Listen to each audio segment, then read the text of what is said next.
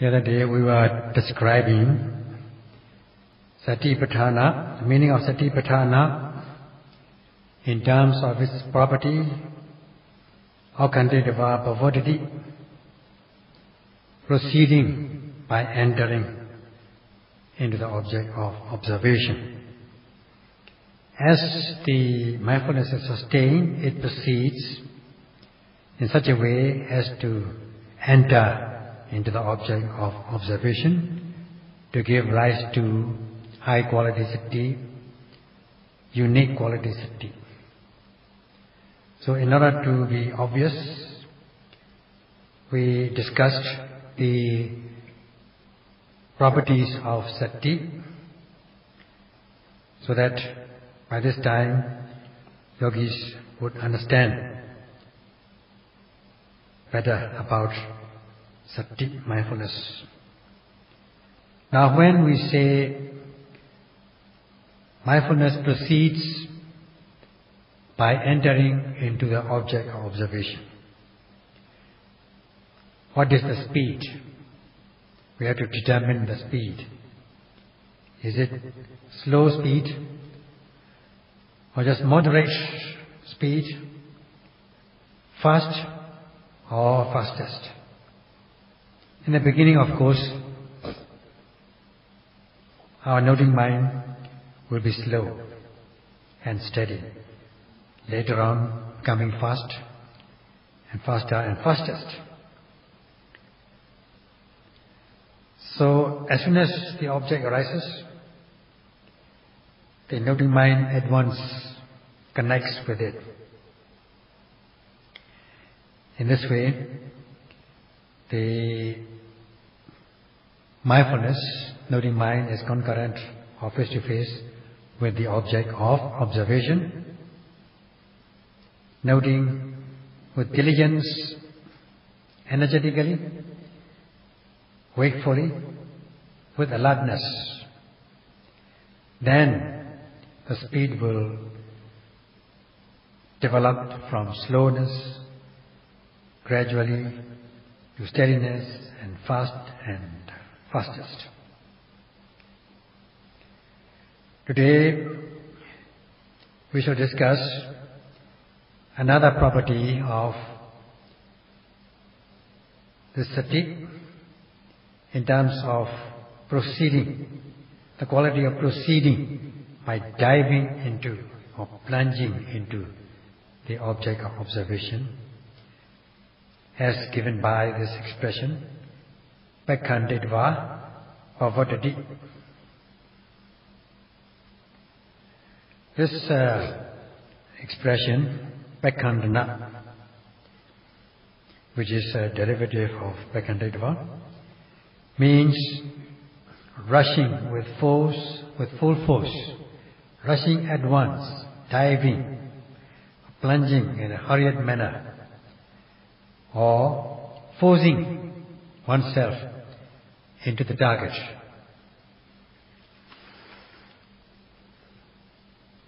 As we said, rushing into means not ordinary speed, not slow speed. It is running into with full force. That is given by this expression. So as to proceed in this way. As soon as the object arises, the noting mind at once catches it to sustain mindfulness by rushing, by proceeding and rushing into the object of observation. So as one makes the practice, first of all, we have to be precise and energetic. One may ask, if we do it in a hurried manner, will it not overshoot the object? At this point, practice is important. As we say, practice makes perfect. With practice, one can achieve one's objective. So first of all, instead of starting with difficult and many objects, we start with few and easy objects. In a sitting, we have this predetermined object, rising and falling. So there are only these two primary objects. It's very few and easy. And we started out with these two objects. By noting precisely and energetically. In walking, we have few and easy objects, beginning with lifting left step, right step, later lifting, placing, and lifting, moving and placing afterwards. So first of all, steadiness is very important. We started out with steadiness like the children studying the lessons at school, at the primary classes. They are given easy and few lessons. If they are given difficult lessons, or even if it's easy, if they have given many lessons, then it will not be possible for them to learn. So their lessons have to be few and easy. Same thing goes with the beginners in the practice of meditation. We started out with very few and easy lessons. So every time one breathes in and out, there arises this rising and falling of the abdomen. So we note every second of the time there is bound to be this rising and falling with precision, energetically, and to be able to connect with these objects. Applying ardent energy, trying our best, striving with precision and energy. Once we gain momentum in the application of this precision and targeting, connecting, steadiness and connecting, first of all there will arise this quality of sati, Paṇḍitā Sayadaw. That is proceeding, mindfulness proceeding by entering into the object of observation. Paṇḍitā Sayadaw.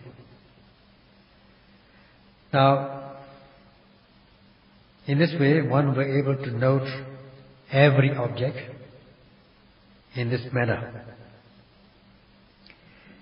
And the speed, of course, will develop. One makes a practice. Later on, the noting mind will gain momentum by itself, without extra effort. Mindfulness will become very crispy. As soon as an object arises, the noting mind will be there, because your practice has gained momentum. In the beginning, in the preceding mindfulness, one has built up this momentum of mindfulness in the preceding manner, noting physical objects arising in the body. Every time objects arise in the body have been noted. Every time sensations arise in the body, these sensations are noted.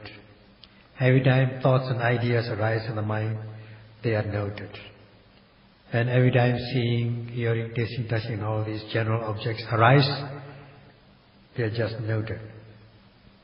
So in this way, this preceding mindfulness in a steady way will become proximate cause for the fast speed in the succeeding mindfulness. Like we have said in the case of one of the properties of sati as Thira Sanya Padadhana, proximate cause of sati is steadfast mindfulness. So too, here we have this preceding steady speed of mindfulness as approximate cause. For the faster speed of mindfulness in the spirit of Satipatthana in the succeeding period. In this way, without you purposely developing the speed of mindfulness will gain momentum by itself. Now we understand the meaning of Paṇḍitā as rushing or diving or plunging into the object of observation. Like a person participating in the running contest, a runner will have to use all his or her forces, mobilize all his or her energies in order to reach the target first. There's no room for thoughts or conceptualization. So too with the practice. As soon as this object rising takes place, or as soon as falling takes place, the noting mind has to connect these objects with precision and the driving force. And there's no other, nothing else to do. Only these things. One has got to use these mental powers and nothing else. So, instead of doing that, if one is thinking or conceptualizing, then one will not be able to catch up with the object by any means. The reason is that objects arise and pass away very fast. They are fleeting.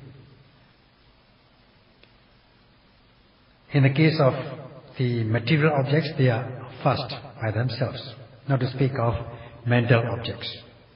It is said the mental objects arise and pass away in millions in a matter of a second. This is quite reasonable. So because these objects arise and pass away very fast, it is necessary to be fast in one's noting mind, to rush into the object so as to be able to catch up with these objects. So that we cannot do it with slow speed. One must rush, dive into it, or plunge into it at once. So first of all, one must be able to have this faith to accept the benefits of the practice of Satipatthana. Prior to the practice, this kind of acceptance of faith is not ordinary one, not half-heartedness. It must lead to real zeal to undertake the practice, like a thirsty person who is looking for water to drink, really thirsty. So too with the yogis.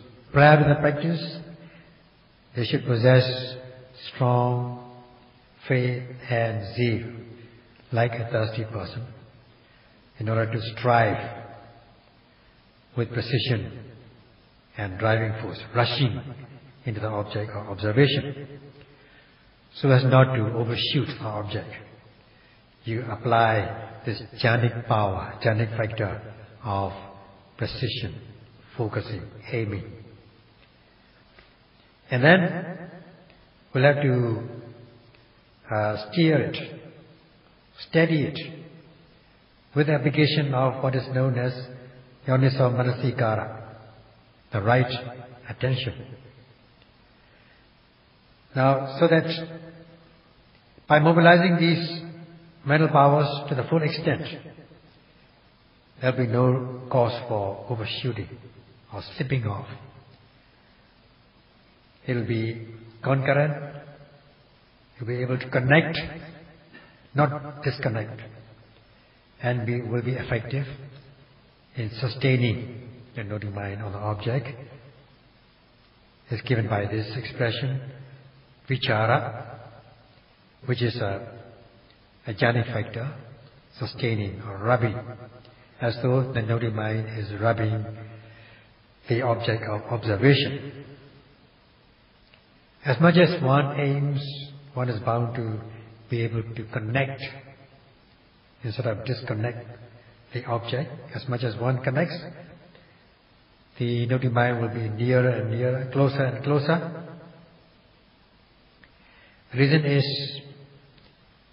you already possess these mental powers, such as faith and zeal prior to the practice, and then steadiness, connection, and striving, using momentum, rushing with force, rushing with precision and driving force, and this manasikara, right attention, so that the naughty mind will be closer and closer to the object of observation. In a sense, in connection with this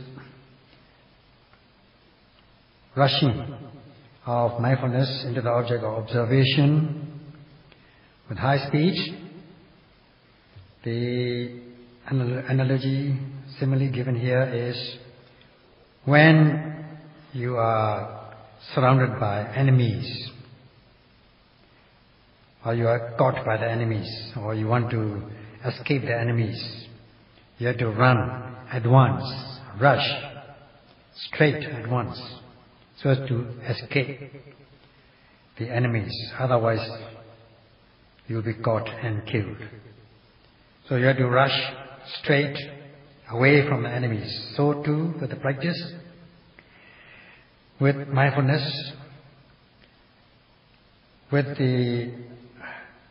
one should guard one's mind with mindfulness, sati, so that one will be free from these enemies in the form of these defilements, the hindrances, nivaranas, which are undermining elements, which can undermine one's wisdom or weaken one's wisdom or insight knowledge. By craving for pleasurable objects, and when one gets these objects, one will want more and more, better and better objects. And when one confronts unsatisfactory situations, one will become dissatisfied.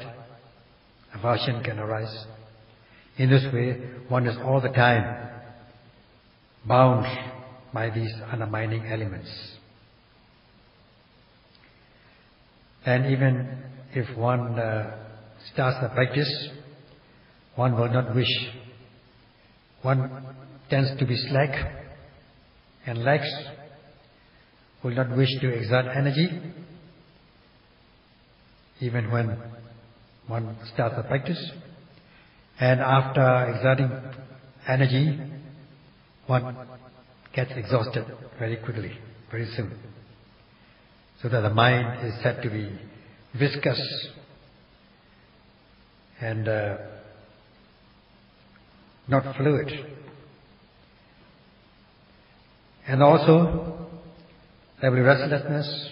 The mind will be restless, become restless, distracted, scattered, and feel remorseful of things, good things not done or bad things done, and suffering from stress and strain and skeptical doubt. All these things are internal enemies. You're always under bondage. You're always suppressed and undermined by these internal enemies, except the time when you're fast asleep.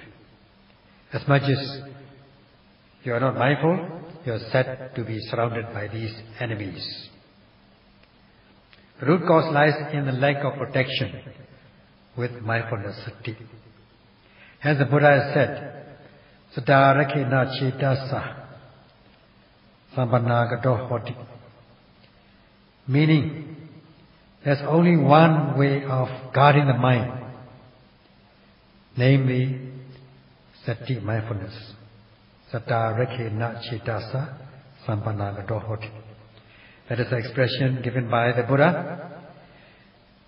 So one must apply mindfulness every second of the time so that one's mind is protected. The reason is, if you are not mindful, you are bound to be undermined and tormented by these internal enemies, namely kilesas and nivaranas.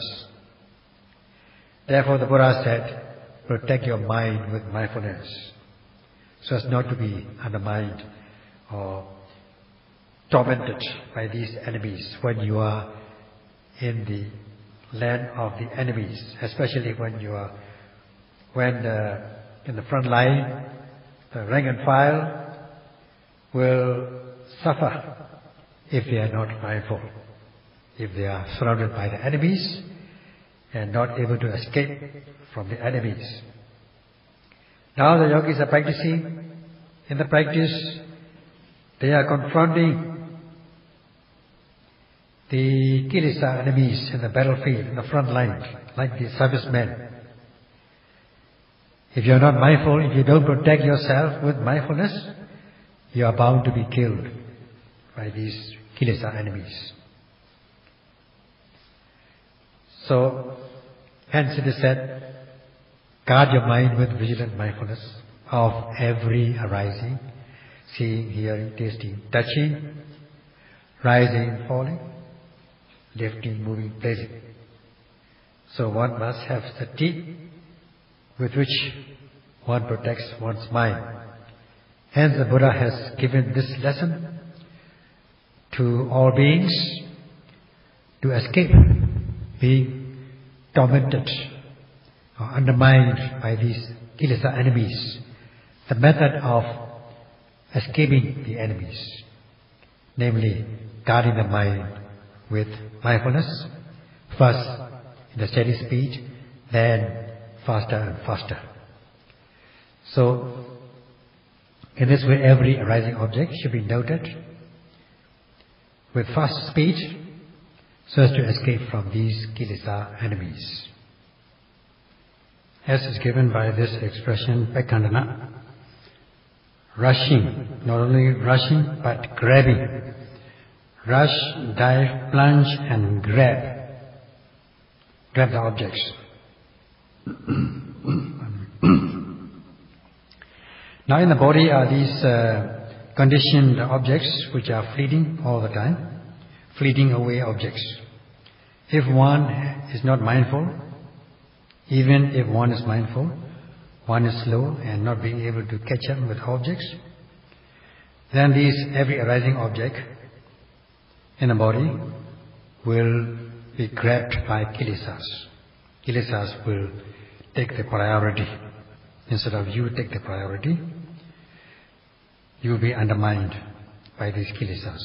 Kilesas will grab you by grabbing these objects. Because you are not able to grab them, kilesas will grab them. So in the body are these every arising object. They are subject to unsatisfactoriness, hence in terms of the Four Noble Truths, they are known as dukkha satya, the truth of suffering or unsatisfactoriness. And these are to be fully understood. These mind and body objects are fully understood. And one must strive to understand them fully by noting at every arising in a sustained manner, giving rise to deeper level of concentration in order to gain insight. So for concentration and insight, one needs steadiness and connectedness. There is application of sati, which is very important. Mobilizing the mental powers, including the preliminary mental powers prior to the practice, and also the mental powers in the course of the practice, rushing with full speed into the object of observation, with sharp noting. So one will be able to catch up with these fleeting away objects arising in the body. If one is not mindful, then what will happen? As is given by the expression Dukkhe Ajnanam, one will not become aware of the objects arising in the body. Because objects arising in the body are all sufferings, unsatisfactory things. So one will not understand these unsatisfactory things, or one will not understand fully these objects in the body. If one does not understand, then one will become bewildered, confused, and not clear about these objects. In other words, one will be ignorant.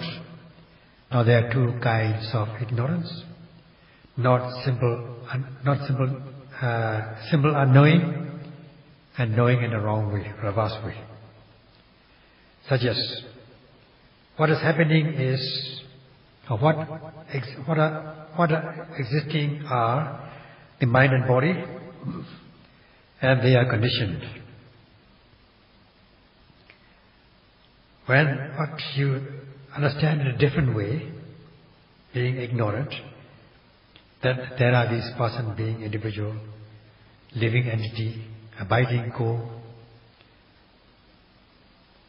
and they are not conditioned. They are causeless, or even if one considers it to be conditioned due to causes, you would think they are caused by the Supreme Being. And what actually happens is impermanent. What is true is impermanent.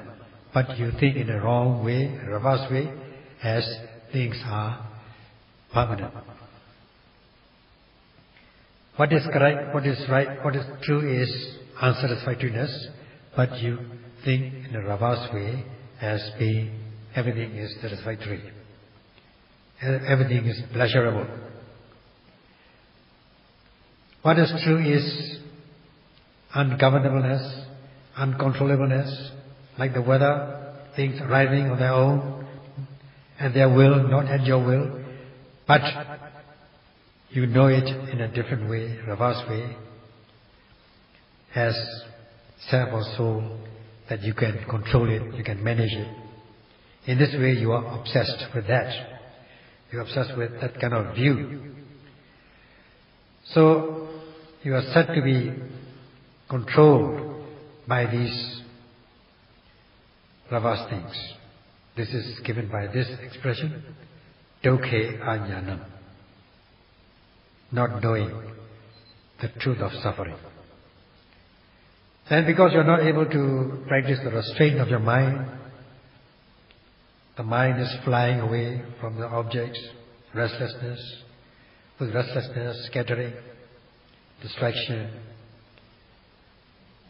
and not feeling daily conscious about immoral deeds happening in your stream of consciousness, that is lack of healthy shame, and not being fearful of these akusalas, unwholesome deeds happening in you. And also, at the same time, not being guilty conscious, not being conscious of the results of these unwholesome deeds, not being fearful of realizing these unwholesome results of unwholesome deeds. When there is this desirable objects which can cause craving, then there will be craving in your mind. And as regards unsatisfactory objects, there will be dissatisfaction, aversion, and so on with objects which can cause pride, conceit, envy, avarice, and so on.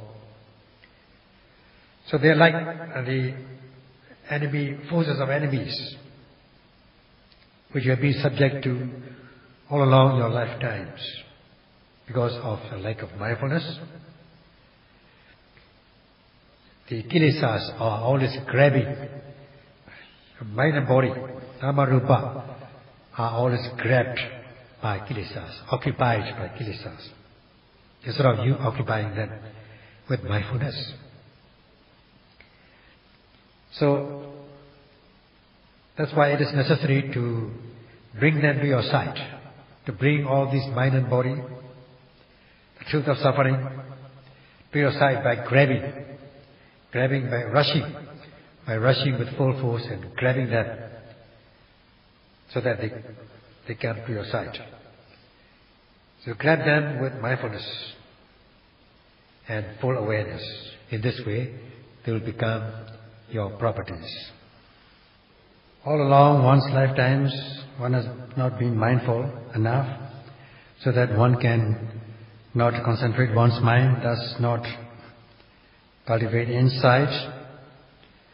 Therefore, kilesas are always the winner, have been the winner, occupying one's mind and body, nama rupa.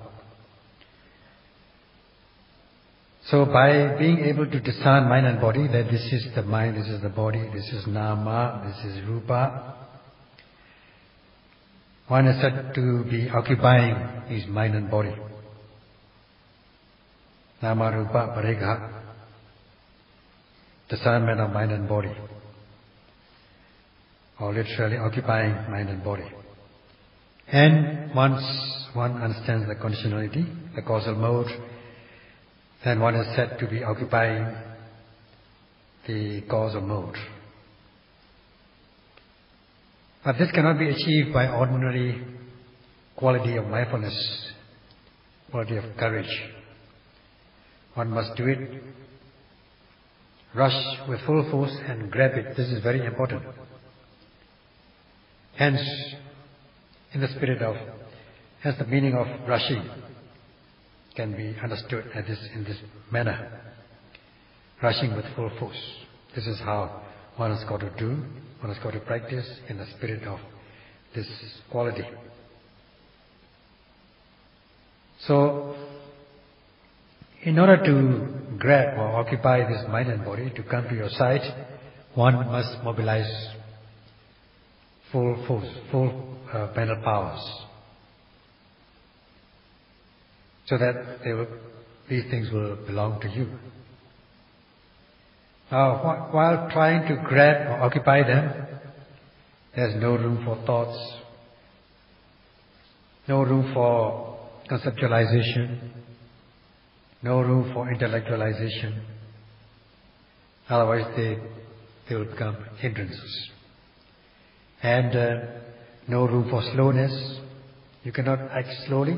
You must rush with full force and grab and occupy his mind and body, psychophysical phenomena.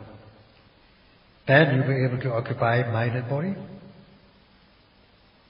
Also, this causal mode, conditionality.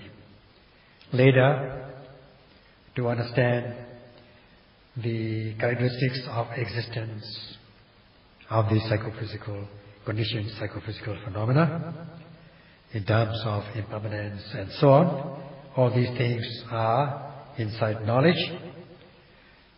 Then you are said to have reached, or to have come to this Panya Bhumi, the soil in which wisdom grows, or wisdom land, where you are able to discern mind and body, the causal mode. You are said to be able to occupy them in this land of wisdom, and also occupy and win to your sight this knowledge of the characteristics of existence.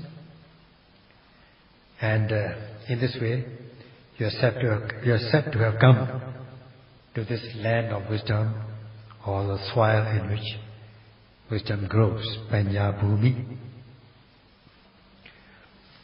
For those who are not mindful,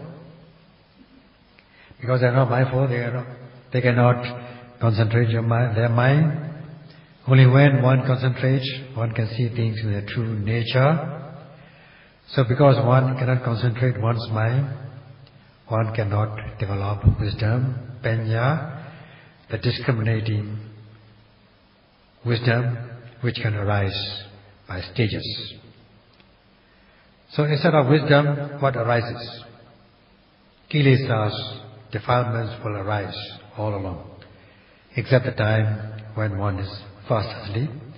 So long as one keeps one's eyes, ears open, or senses open, then every time one sees, hears, tastes, touch, bend, stretch, lift, move, place, kilesas will arise, because one lacks mindfulness. So that one will not be aware of this mind and body. Instead, only kilesas, defilements, will arise, will occupy one's mind. So from this ignorance, there will be a lot of kilesas, like a line of kilesas. Full comprehensive line of kilesas will happen. That's why for those who are not mindful of having arising in one's body, one will be subject to kilesas, defilements. One is said to have come to the land of defilements, or the soil in which defilements grow, called kilesa bhumi. To give an example, to put it on to practice, when you are sitting from standing position,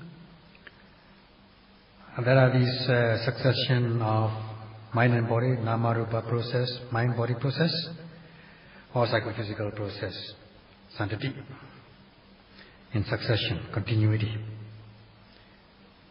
As a result of the stages of intention to sit, there happens the sitting process, the body sinking slowly.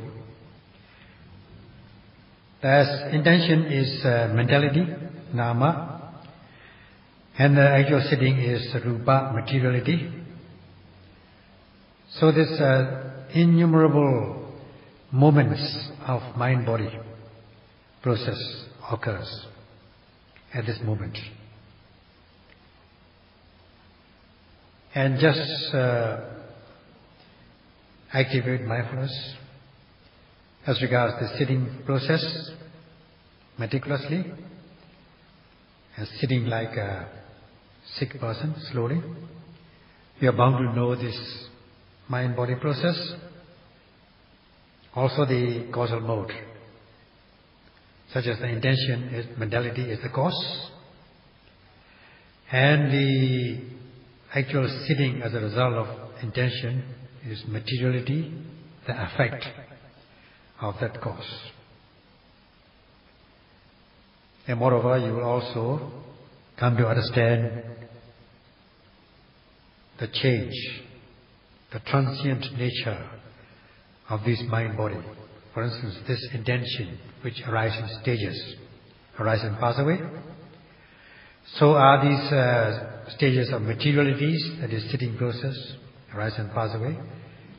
Whatever arises and passes away cannot be satisfactory, and they cannot be self or soul, cannot be controlled, they cannot be managed. So this is cultivating insight knowledge. So this kind of wisdom arises when you are mindful at the very moment of sitting. If, however, you sit all at once, without being mindful, then you will not be aware of this mind-body, the succession of mind and body. Instead, kilesas will invade you,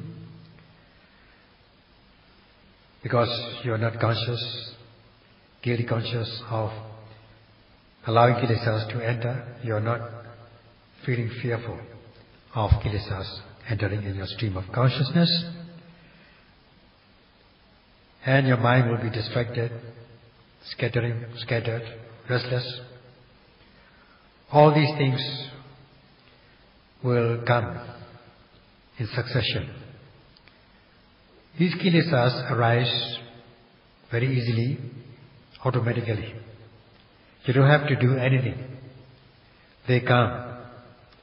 You don't have to welcome them, but they always come. So are other kilesas. They come all in succession.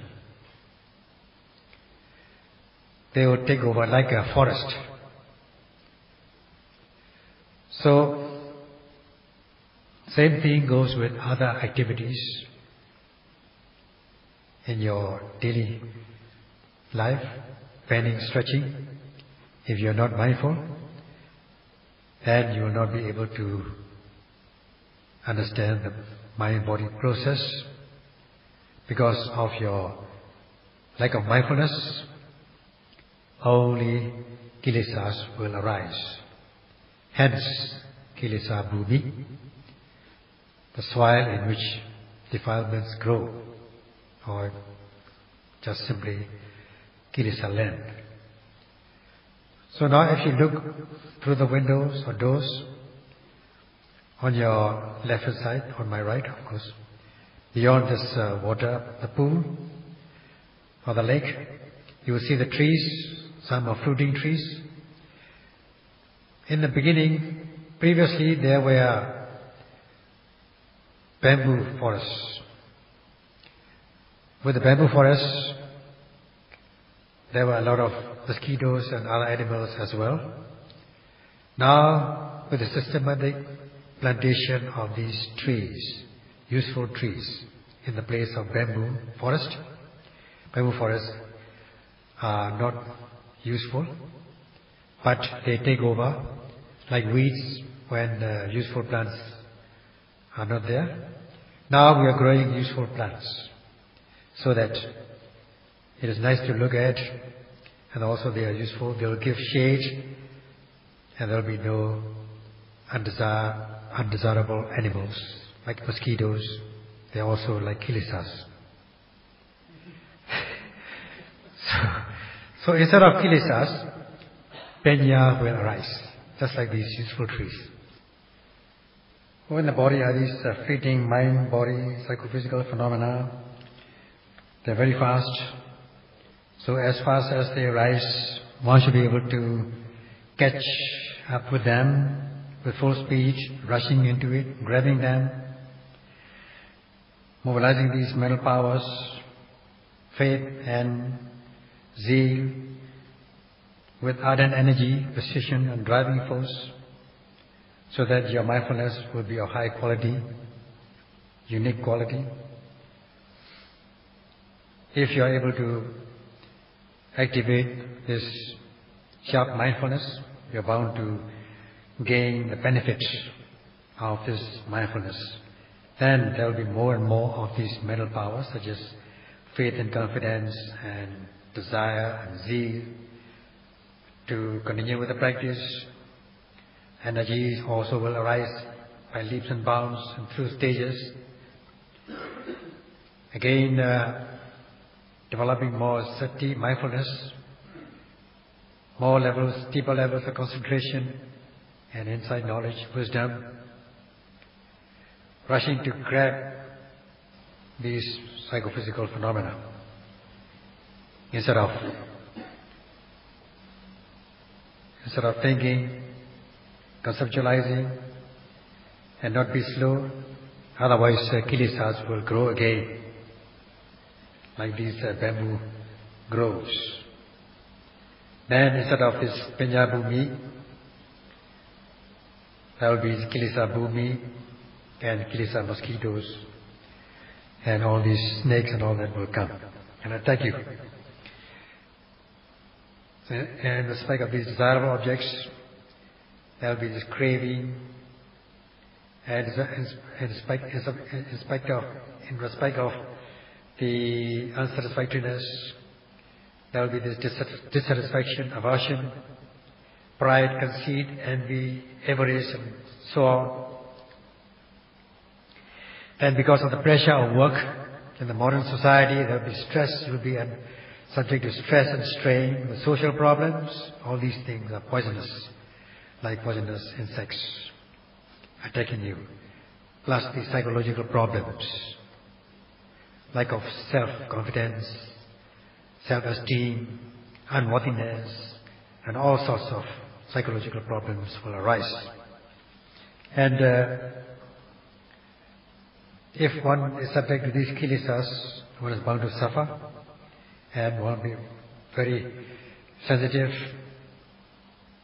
to ups and downs of life. Since you all belong to this developed, industrialized countries, you've been used to comfortable life, so you depend on machineries, technology, instead of depending on your mental, your physical power, physical energy, becoming servant to technology, so that when it comes to physical effort, where you need to make a physical effort, you lack in stamina. So you have to practice from now on, from this time, at this moment, in order to mobilize these mental powers, Saddha, Chanda, Viriya, Sati, Samadhi, Panya. By this time you know the meaning of these things, I suppose. Then you will be able to sustain your stamina, not be elated or dejected about desirable and undesirable objects, not be glad and sad about good and bad things. Instead, you'll be able to practice restraint, control yourself. And whoever wants to have real happiness in life and solve and be free from these psychological, social problems, and be able to withstand these ups and downs of life, should give priority to this Satipatthana Bhavana. The practice of Satipatthana means you are confronting the kilesa enemies, face to face with these kilesa enemies. So what you have to do, try to avoid them, or if you cannot avoid them, you should be able to eradicate them with courage, if you cannot avoid them. So first avoid. If you cannot avoid, just eradicate with courage. In this connection, the Buddha has said, the yogis are like facing the enemies, confronting the enemies. And when one is confronting the enemies, face to face with the enemies, one should not have mercy on the enemies. Otherwise, you will suffer. You will be killed. You should not have any mercy. You should not have any compassion. In this case, here is the case of the battle, the decisive battle. Either you or they, you or kilesas win. So one should not give in. If you give in with mercy and compassion, then you are bound to suffer. And if you confront these enemies unavoidably, you must win over these enemies. You must win the battle. So also, when you are confronting these kilesas, you must not have mercy or compassion. Instead, if you are slow, thinking, conceptualizing, resting, practicing and resting, slackness, laid back, then because of lack of mindfulness continuously, it amounts to having mercy on the kilesas. Oh, yes, you should have mercy. He's merciful. Let them come in. You're welcoming them. So, if kilesas have mercy on you, it's all right. Oh, let's have mercy on these yogis. Let us not attack. If they are like this, instead, if you are slow, thinking, conceptualizing, resting, practicing and resting, slackness, laid back, then because of lack of mindfulness continuously, it amounts to having mercy on the kilesas. Oh, yes, you should have mercy. He's merciful. Let them come in. You're welcoming them. So, if kilesas have mercy on you, it's all right. Oh, let's have mercy on these yogis. Let us not attack. If they are like this, if they are compassionate, it's all right. But kilesas are not compassionate. They have no mercy. They will kill you. So you must eradicate them. Avoid them. Eradicate with courage. That has been given in the text. So Satipatthana is, Bhavana is confrontation with kilesas, and first you must avoid at all costs, or if you cannot avoid, and unavoidably you confront, you come face to face, then you must not have mercy, you must eradicate, uproot it, once and for all, with unique mindfulness, to guard your mind with vigilant mindfulness of every arising. That's all for this evening. That's all for this evening. That's all for this evening. That's all for this evening.